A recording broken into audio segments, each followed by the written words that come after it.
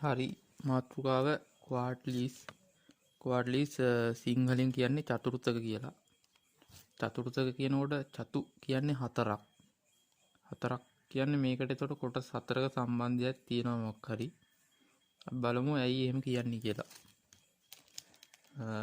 මේ පාඩම අපිට අවශ්‍ය වෙන්නේ දත්ත විශ්ලේෂණය කියන කොටසේදී. ඒ කියන්නේ යම්කිසි දත්ත සමූහයක් මේ පාඩම ඇතුළේ තියෙනවා. දැන් අපි ගත්තොත් යම්කිසි දත්ත සමූහයක්. මේ දත්ත සමූහයේ පරාසයක් කියලා හිතන්න. මේ ආරම්භය මේක අවසානය. මම කියවනේ චතුර්ථක කිව්වහම කොටස් හතරක සම්බන්ධයක් මේකට ඇති කියලා. චතුර්ථක කියන්නේ යම්කිසි දත්ත සමූහයක් සමාන කොටස් හතරකට බෙදීම.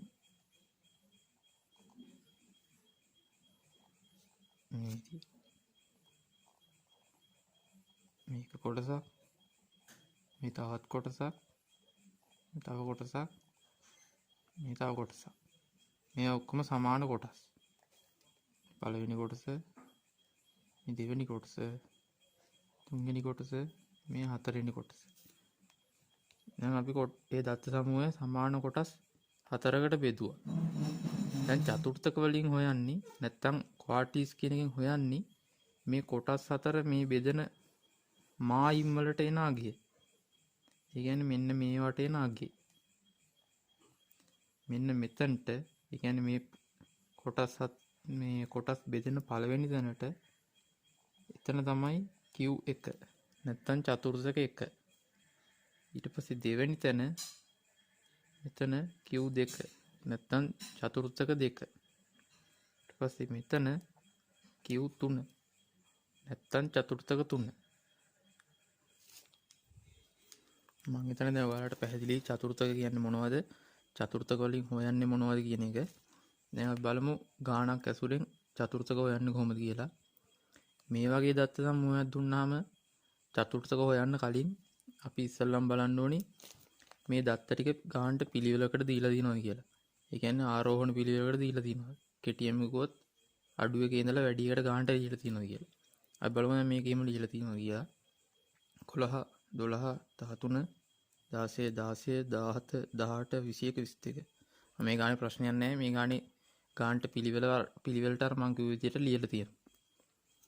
දැන් අපි හොයන්න ඕනේ මේකේ චතුර්ථක ටික.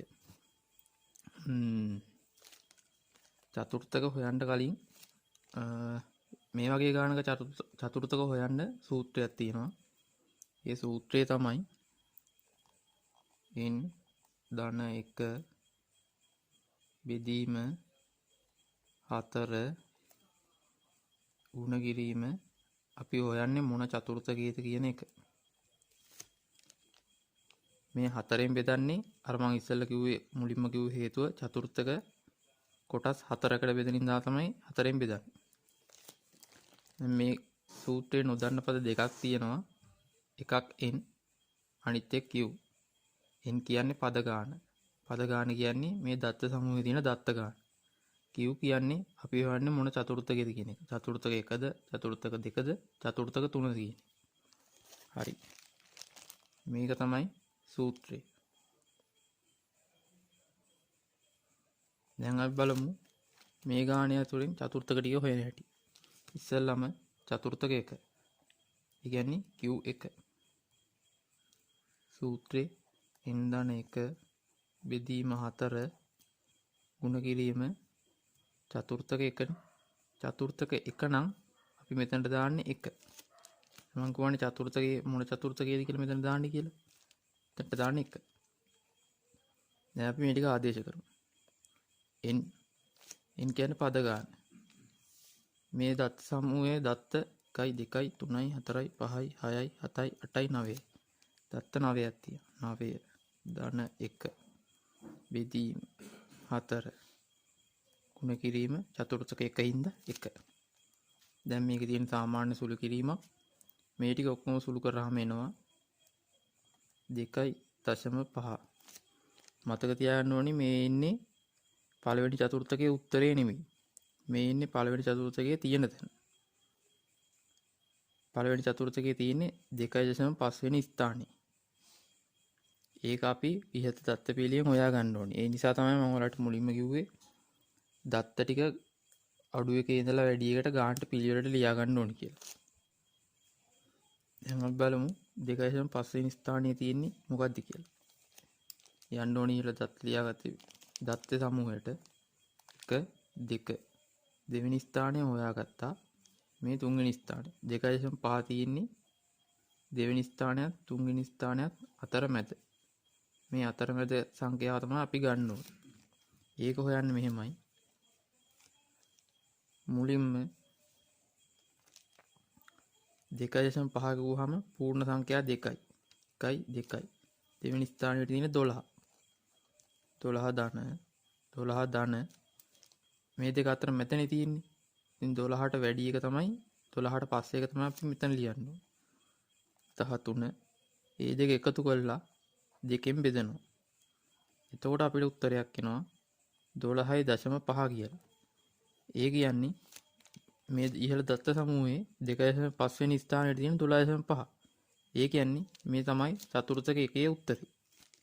ඒ විදිහටම චතුර්ථක දෙවෙනි එකත් හොයන්න Q2 සූත්‍රය ලියන්න ඉන්ධන 1 බෙදීම 4 ගුණ කිරීම අපි වරන්නේ චතුර්ථක 2. එතකොට මෙතනට දාන්න ඕනි 2. කලින් වගේමයි n කියන්නේ දත්ත ගාන කියන්නේ 9යි. ධන 1 බෙදීම 4 ගුණ කිරීම 2.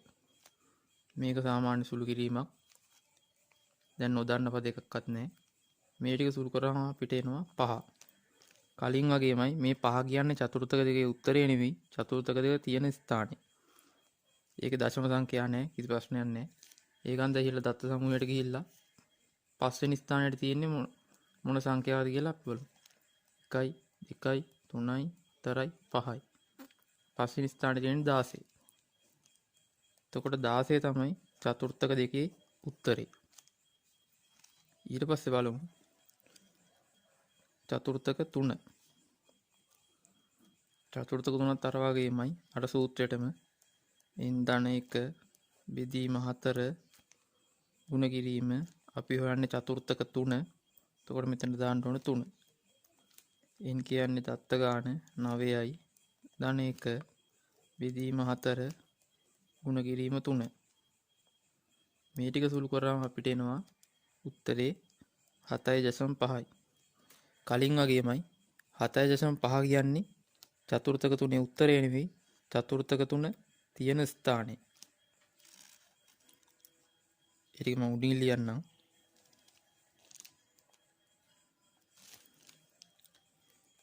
දැන් මම ඔයාලට පළවෙනි ගානේදී කිව්වා මෙහෙම දශම සංඛ්‍යාවක් ආවොත් ඉස්සල්ලාම පූර්ණ සංඛ්‍යා ගාන දත්ත සමූහය ගනින්න.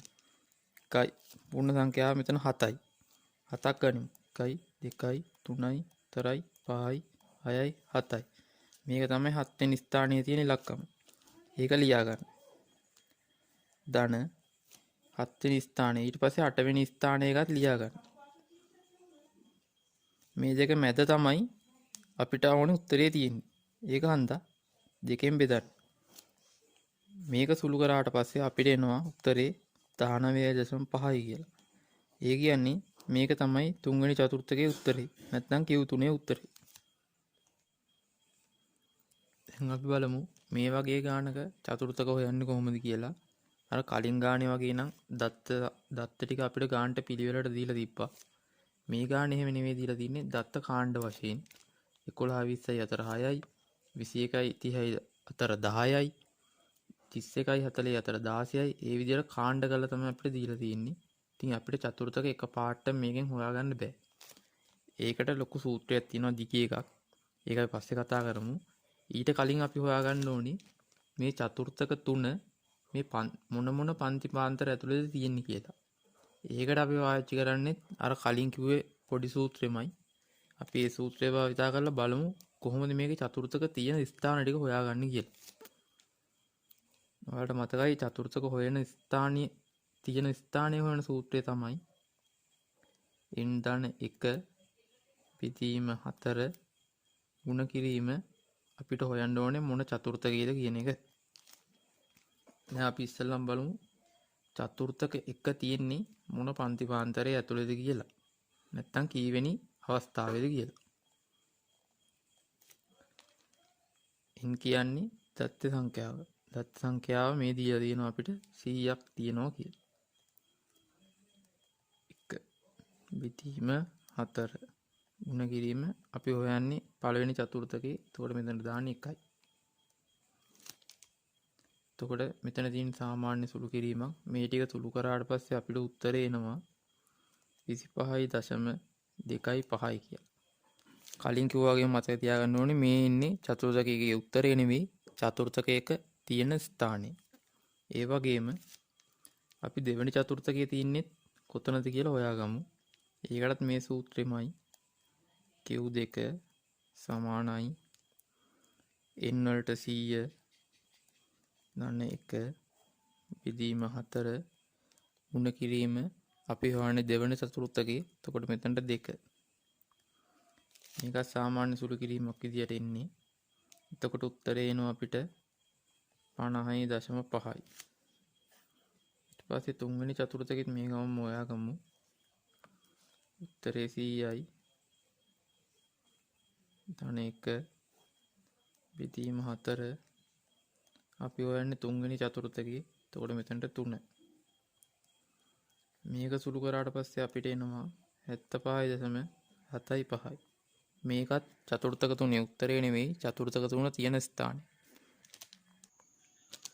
දැන් අපි එක් චතුර්ථක පිහිටන ස්ථාන 3 හොයාගෙන ඉවරයි. දැන් අපි බලන්න ඕනේ මේ ස්ථාන ටික මේ පන්තිපාන්තරවල මොන පන්තිපාන්තරයේද පිහිටන්නේ කියලා. ඒක කරන්නේ මෙහෙමයි. අපි යනවා උඩ සංඛ්‍යාත ටිකට. ඒ සංඛ්‍යාත ටික උඩ ඉඳන් පහළට අපි එකතු කරගෙන ඉන්න ඕනේ. අපි ඉස්සෙල්ලාම දැන් පළවෙනි චතුර්ථකයේ පිහිටන ස්ථානය හොයන්නේ කරන්නේ. එහෙම එකතු කරගෙන එනකොට 25.25 පහු වෙනකන් අපි එකතු කරගෙන ඉන්න ඕනේ. ඒ කියන්නේ 25.25 අහු වෙනකන් මේ උඩ ඉඳලා එකතු කරගෙන ඉන්න ඕනේ.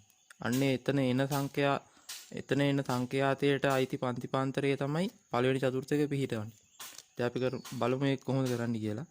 පළවෙනි චතුර්ථකයේ තියෙන 25.25 වෙනි ස්ථානයේ අපි උඩ ඉඳන් මේ එකතු කරගෙන ඉමු. 6යි 10යි 16යි 16යි 16යි 32යි. අය බලන්න 6යි 10යි 16යි 25.25 අහුන්නේ.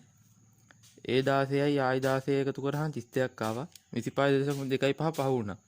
ඒ කියන්නේ මේ 16 එකතු කරාට පස්සේ තමයි මෙතන 32 ආවේ. ඒ කියන්නේ 25.25 පහ වුණේ මේ 16 එකතු කරාට පස්සේ. ඒ කියන්නේ පළවෙනි චතුර්ථකයේ තියෙන්නේ මෙන්න මේ පන්තිපාන්තරයේ ඇතුලේ. අපි ඒක මෙහෙම සටහන් කරගන්නවා අපිට ගාන හදන්න ලේසි වෙන්න. මේක තමයි පළවෙනි චතුර්ථකයේ තියෙන පන්තිපාන්තරය. ඒකට Q1. දැන් ඒ විදිහටම දෙවෙනි පන්තිපාන්තරෙත් අපි බලන්න ඕනි. දෙවෙනි පන්තිපාන්තරය ඇවිල්ලා තියෙන 50.5.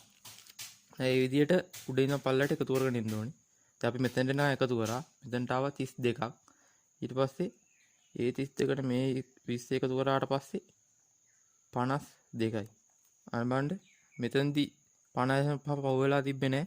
මේ 20 එකතු කරාට පස්සේ 52 වුණා. ඒ කියන්නේ 50.5 පහ වුණා. ඒ කියන්නේ දෙවන චතුර්ථකයේ තියෙන්නේ මෙන්න මේ පන්තිපාන්තරයේ ඇතුලේ කියලා අපි මෙහෙම දැනට සටහන් කරගන්නවා. ගාන හදන්න ලේසි වෙන්නේ. ඊට පස්සේ තුන්වෙනි චතුර්ථකයේ හොයන්නෙත් ඒ විදියමයි. තුන්වෙනි චතුර්ථකයට ඇවිල්ලා තියෙන්නේ 75.75. දැන් මෙතනට එනකම් අපි එකතු කරා 52ක් ආවා. අපි එතනින් පල්ලෙහාට බලමු. 52ට එකතු කරනවා මේ 21. එතකොට උත්තරේ 73යි. තාම 75.75 පවුන්නේ. ඊට පස්සේ තව අපි එකතු කරමු පල්ලෙහාට. ඒ 73ට මේ 14 එකතු කරාට පස්සේ අපිට උත්තරේ එනවා 87ක් කියලා. අන්න බලන්න මේ 87 කියන්නේ 75.75 පහ වුණා. 73 දී පහ වුන්නේ මේ 14 එකතු කරාට පස්සේ පහ වුණා. ඒ කියන්නේ තුන්වෙනි චතුර්ථකයේ තියෙන්නේ මේ පන්තිපාන්තරයේ ඇතුලේ. අපි ඒක සටහන් කරගන්නවා ගාන හදන්න ලේසි වෙන්නේ. ඒක Q3. හරි දැන් මේ වගේ පන්තිපාන්තර ගානක චතුර්ථක හොයන්න අදාළ ඔක්කොම තොරතුරු ටික අපි හොයාගෙන ඉවරයි. දැන් අපි බලමු ඒවා කොහොමද චතුර්ථක හොයන සූත්‍රයට ආදේශ කරන්න කියලා. චතුර්ථක හොයන සූත්‍රය තියෙනවා ඒක පොඩ්ඩක් දිගයි. ඒක අපි විභාගයේදී පාඩම් කරගෙන යන්න ඕනේ නැත්නම් කොහේ ලියාගෙන හරි යන්න ඕනි. ඒ සූත්‍රය තමයි දැන් අපි හිතමු ඉස්සෙල්ලම හොයන්නේ චතුර්ථක එකක කියලා. ඒ කියන්නේ Q එක තමයි අපි ඉස්සෙල්ලම හොයන්නේ. සූත්‍රෙම ඉස්සෙල්ලා ලියලා ඉවරලා පස්සේ පැහැදිලි කරන්නම්.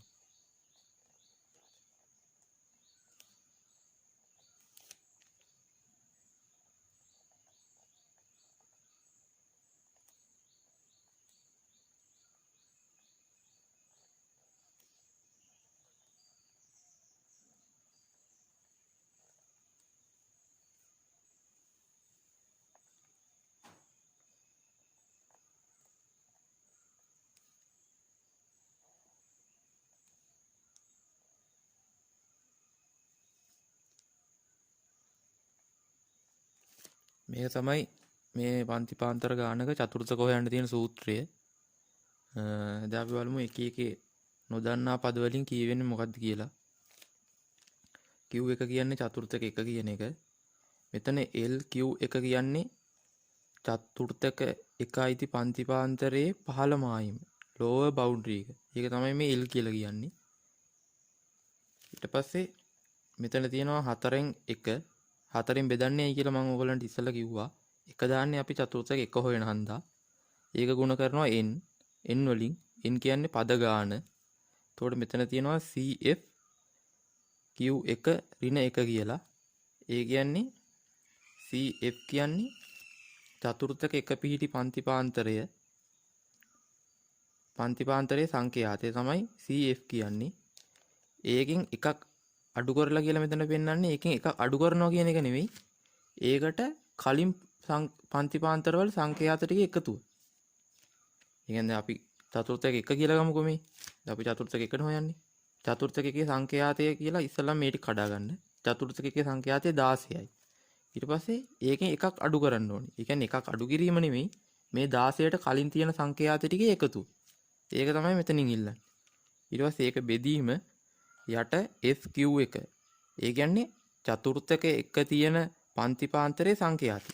ඒ කියන්නේ චතුර්ථක එක තියෙන මෙන්න මේ පන්තිපාන්තරය ඇතුළේ කියලා අපි ඉස්සෙල්ලා සටහන් කරගත්තා. ඒකේ සංඛ්‍යාතය 16යි. ඒක තමයි මෙතන ලියන්නේ. ඊට පස්සේ ඔක්කොම ටික ගුණ කරනවා C වලින්. C කියන්නේ පන්ති තරම්. පන්තිපාන්තරයේ තරම්. ඒ කියන්නේ width එක. ඒ කියන්නේ එක අපි දැන් මේ පන්තිපාන්තරයක් ගත්තානේ. චතුර්ථක එක මේක ඇතුළේ තියෙනවා කියලා. ඒක ඇතුළේ තියෙන පරාසය. ඒක හොයන්න මං කියතන්න ඔයගොල්ලෝ දන්න ඔක්කොම. 15 ඉහළම ආයුමෙන් 15 ආයුම අඩු කරාම තමයි පන්ති ඒ පරාසය එන්නේ. දැන් අපි බලමු මේ සූත්‍රයට චතුර්ථක එකේ තොරතුරු ටික ආදේශ කළා. දැන් බලන්න අපි හොයන්න යන්නේ චතුර්ථක එකේ 15 මායිම කියන එක. ඒ කියන්නේ LQ1 කියන එක. චතුර්ථක එක පිහිටන්නේ මේ 31යි 40යි කියන පන්තිපාන්තරය ඇතුළේ අපි සටහන් කරගත්තා. එතකොට දැන් ඔයාලට මෙහෙම නිකම්ම බැලුමට පේනවා චතුර්ථක එක පිහිටි පන්තිපාන්තරයේ 15 මායිම 31යි කියලා. අපි මෙතනට 31 දැම්මොත් වැරදි. මේක විශේෂ කාරණයක්. මෙතන 31න් පටන් ගත්තට ඔයා බලන්න ඊට කලින් පන්තිපාන්තරයේ ඉවර වෙලා තියෙන්නේ 31කින්ද කියලා. 31කින් නෙවෙයි ඒක ඉවර වෙලා තියෙන්නේ 30න්. එතකොට මෙතන 30න් ඉවර වෙලා මෙතන 31කින් තමයි පටන් ගන්න තියෙන්නේ. එතන එකක වෙනසක් තියෙනවා. එහෙම තියෙන අවස්ථාවකදී අපිට මෙතන තියෙන සංඛ්‍යාවම ගන්න බෑ. එතකොට අපිට මෙතන තියෙන සංඛ්‍යාවම ගන්න පුළුවන් මොන අවස්ථාවකදී කියලා මම කියන්නම්. දැන් අපි බලමු වෙනත් පන්තිපාන්තරයක් 20යි 30යි 30යි 40යි තියෙනවා කියලා අපි හිතමුකෝ. මේ වගේ තියෙන ගානක අපිට 15 මායිම ගුවාම ටක් ගාලා මේක ගන්න පුළුවන්. ඇයි? ඉහළ පන්තිපාන්තරයේ ඉවර වෙලා තියෙන 30න්. ඒක හන්දා මේ දෙක සමාන හන්දා අපිට මෙතන 15 පන්ති මායිම ගුවාම 30යි කියලා ගත්ත හැකියි. දැන් මේ වගේ ගානක එහෙම ගන්න බෑ. මොකද මෙතන පටන් ගන්න තියෙන 31කින් මේ ඊට කලින් එක ඉවර වෙලා තියෙන 30න්. ඒක හන්දා අපි මෙතන 15 පන්ති මායිම හොයන්න පොඩි ක්‍රමයක් භාවිතා කරනවා. ඒ තමයි මෙතන තියෙන 15 චතුර්ථක පිහිටි පන්තිපාන්තරයේ 15 මායිමේ ලියා ගන්නවා. ඒකට එකතු කරනවා ඊට කලින් පන්තිපාන්තරයේ ඉහළ මායිම. ඒ කියන්නේ 30යි. ඒ දෙක එකතු කරලා දෙකෙන් බෙදනවා. එතකොට අපිට උත්තරේ එනවා 30.5 කියලා. අන්න ඒක තමයි අපි චතුර්ථක එකේ පහළ පන්ති මායිම විදියට ගන්න. ඒක ගත්තා 30.5. මතක තියාගන්න මෙහෙම කරන්නේ ඉහළ පන්ති මායිම ඉවර වෙලා තියෙන සංඛ්‍යාවෙන් පටන් ගත්තේ නැතොත් විතරයි. දැන් මේ වගේ අවස්ථාවකදී අපි එහෙම කරන්නේ නැහැ, කෙලින්ම මේක ගන්නවා. හරි. දැන් මම හිතන්නේ ඒක පැහැදිලි. අපි ඉතුරුට යමු. මේක හොයාගත්තා. රහන් 4න් බෙදන්නේ කියලා මම ඔයගලන්ට ඉස්සෙල්ලා කිව්වා. චතුර්ථක හන්ද තමයි 4න් බෙදන්නේ කියලා. ඊට පස්සේ අපි හොයන්නේ චතුර්ථක 1.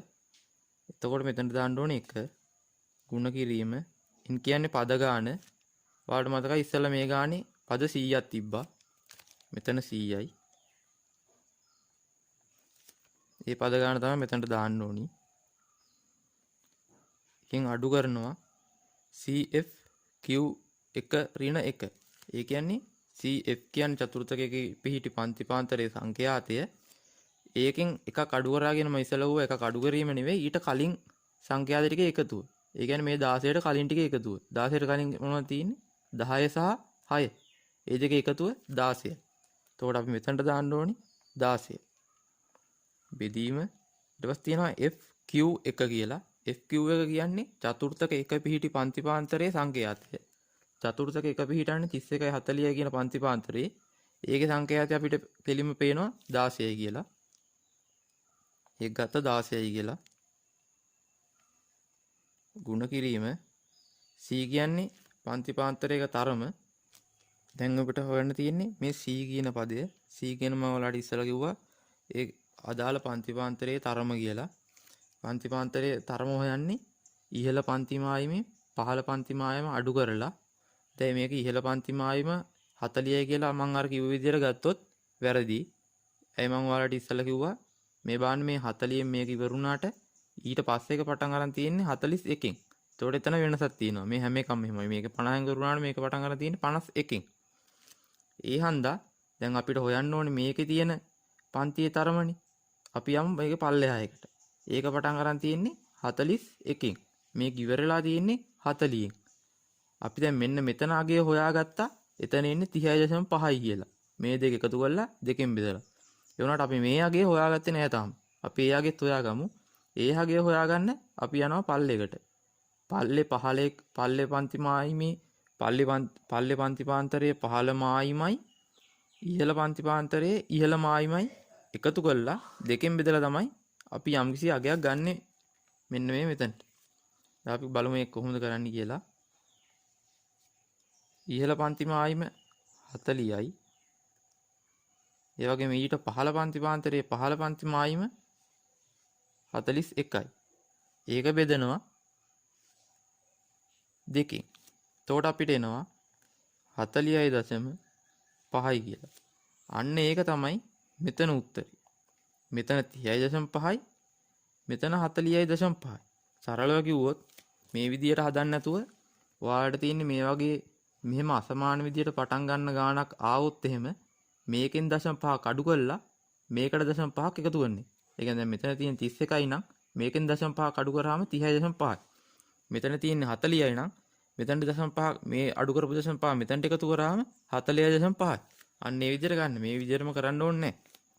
මම ඔයාලට පැහැදිලි වෙන්න තමයි මෙහෙම කිව්වේ. දැන් එතකොට මෙතන අපිට උත්තරය ආව 40.5යි කියලා. මෙතන ආව 30.5යි කියලා. 40.5යි දැන් ඉස්සෙල්ලා මම කිව්වා ඔයාලට පන්ති තරම හොයන්නේ ඉහළ පන්ති මායිමෙන් පහළ පන්ති මායිම අඩු කරාම කියලා. දැන් අපිට ඉහළ පන්ති මායිම ආව 40.5ක් පහළ පන්ති මායිම ආව 30.5. එතකොට ඒකේ වෙනස තමයි 40.5න් 30.5ක් අඩු කරාම එනවා අපිට උත්තරේ 10ක්. ඒ කියන්නේ පන්ති තරම 10යි. දැන් අපි නොදන්නා පද සියල්ලම මේකට ආදේශ කරගත්තා. දැන් අපිට තියෙන උත්තරේ ගන්න. මෙතන 30.5යි. මේක ඇතුලේ උත්තරේ ඔයගොල්ලෝ කැලලක භාවිතා කරලා එකපාරටම ගන්න පුළුවන්. එතකොට අපිට එනවා 5.6යි 2යි 5යි කියලා. මේ දෙක එකතු කරාට පස්සේ අන්තිම උත්තරේ එනවා 36.1යි 2යි 5යි කියලා. මේක තමයි චතුර්ථක එකේ අවසාන උත්තරේ. ඒ කියන්නේ 36.1යි 2යි 5 තමයි චතුර්ථක එකේ උත්තරේ. ඒක බලන්න 36.25 පිහිටන්නේ හරියටම මේ 31.40යි පන්ති පාන්තරේ. ඒ කියන්නේ අපේ උත්තරේ හරියටම හරි. දැන් අපි චතුර්ථක එකේ උත්තරේ හොයාගත්තා. දැන් අපි බලමු චතුර්ථක දෙක හොයන්නේ කොහොමද කියලා. චතුර්ථක දෙක හොයන්නේත් ඒ විදිහටමයි. චතුර්ථක දෙක අපිට මේ සූත්‍රේ පුරුදු වෙන්න ඕනේ හන්දා නිතරම ලියලා උත්තරේ ගන්න. එතකොට නිකම් මේ උත්තරේ පුරුදු වෙනවා. සූත්‍රේ පුරුදු වෙනවා.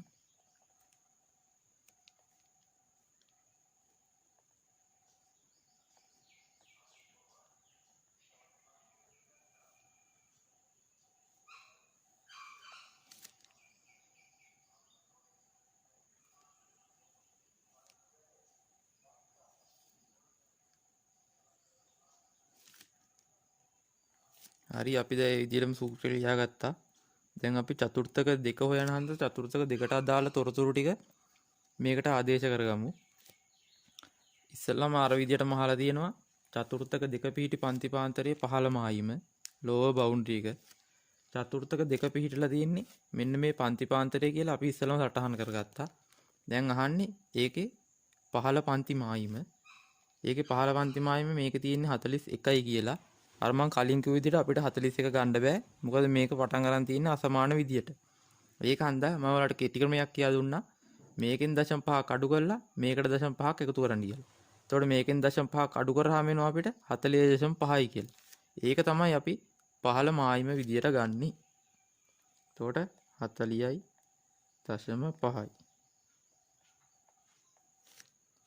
මෙතන දෙවෙනි චතුර්ථකය වෙන හන්දා එතනට දෙක ඉන්නේ. 4න් 2යි. n කියන්නේ පද ගාන, ඒ කියන්නේ 100යි.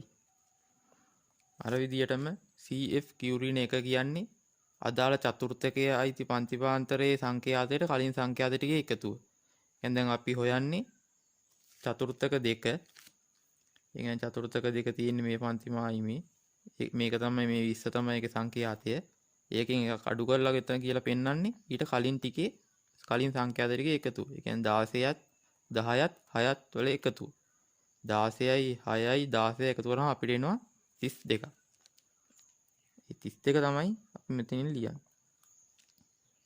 මෙතීම ඊට පස්සේ තියෙනවා FQ දෙක කියලා. FQ දෙක කියන්නේ අර කලින් ගත්ත විදිහටම චතුර්ථක දෙක පිහිටි පන්තිපාන්තරයේ සංඛ්‍යාතය. චතුර්ථක දෙක පිහිටලා තියෙන 41යි 50යි කියන පන්තිපාන්තරය ඇතුලේ ඒකේ සංඛ්‍යාතය 20යි. අපි එතකොට මෙතනට ගන්නවා 20යි කියලා.